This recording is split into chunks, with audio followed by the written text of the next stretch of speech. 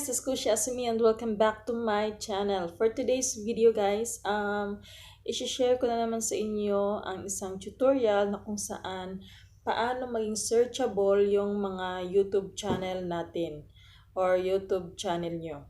So yun guys, yun yung ituturo ko sa inyo, yung kung ano yung dapat gawin para madali nyong mahanap or ma-search yung mga YouTube channel nyo.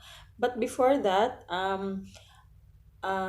may isa-suggest muna ako sa inyo guys na if you are planning to make a YouTube channel, dapat pag-isipan yung mabuti kung ano yung pangalan na gagamitin nyo. Dapat maiksi lang siya at saka madaling tandaan. Yun guys. At saka wag nyo nalagyan yun ng mga numbers or mga underscores, mga ganyan. Wag nyo nang lagyan guys kasi mahirap talagang hanapin yung may mga ganyan. Lalong-lalo na sa mga channels na sumasali sa mga live stream. Tapos may ibang, diba sa ngayon sa live stream, wala na siyang pag pinindot mo yung channel mo. Wala na siyang yung go to channel, ganyan, wala na siya guys. So, kailangan mo siyang i-type sa taas. So, pag mahaba yung channel, yung YouTube channel mo, mahirap talaga siyang tandaan at saka i-memorize. So, dapat maiksi lang siya. Like for example, sa akin, Kushi Azumi. So, ganyan. So, madali lang siyang tandaan guys. Madali lang siyang i-type. So, dapat ganun lang siya guys. Huwag nyo nang lagyan pa ng kung ano-ano dyan para madali lang talaga siyang ma-search yung YouTube channel nyo. Tsaka, but before that, please don't forget to like and subscribe on my YouTube channel and comment down below anything about this video and click the bell button permanent for you to be updated on my next video. So, una punta tayo sa Chrome. Click nyo yan. Tapos sa taas, type nyo yung youtube.com. Tapos may makita kayong tatlong dot. Click nyo yan. Tapos may lalabas dyan na desktop site. Click nyo yan. Tapos, at your lower left side, may makita kayong settings. Yung circle. Wait. Zoom in natin. Para klaro. Ayan guys. So, yan yung settings. Click nyo yan. So, sa settings, may makikita kayong channel. Click nyo yan. So, yan guys. Tapos, dyan sa basic info, makita kayong keywords. So, yan. So, dyan sa keywords na yan, dyan nyo ilalagay yung pangalan nyo.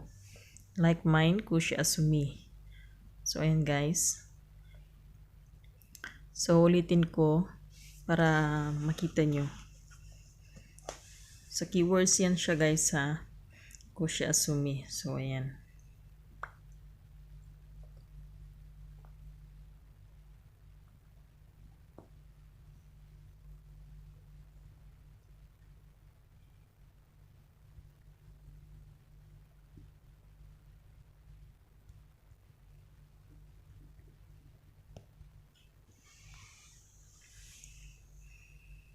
Tapos, yung country, kung saan country kayo, like mine, Kuwait. So, ayan. Lagay ko Kuwait.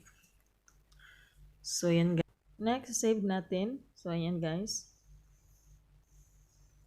So, after that, punta tayo dun sa video manager. So, ayan. Click nyo yan. Tapos, click nyo yung isang videos nyo. Hanap ko ng isang video. Like mine.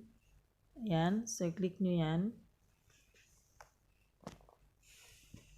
Tapos, dyan sa title niya guys, sa huling title nyo, ilalagay yung pangalan nyo. Like mine, Kushi Azumi. So, ayan guys.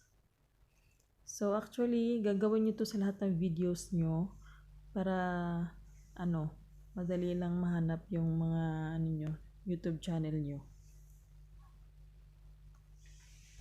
So, guys, sa akin, so sa huli nilagyan ko yan ng Kushi Azumi. So, ayan. So, ayan guys, sa description box nyo rin guys, lagyan nyo rin ng pangalan nyo. Like mine, Kushi Azumi. So, ayan guys. Tapos, save nyo. Ayan, makita yan sa upper right side of your screen. So, ganun lang kadali siya guys. So, ulitin ko, I hope you've learned something from this video. And please don't forget to like and subscribe in my YouTube channel, Kushi Azumi. And comment down below anything about this video. And click the bell button permanent for you to be updated in my next video. That's all for today. Bye! Masalama!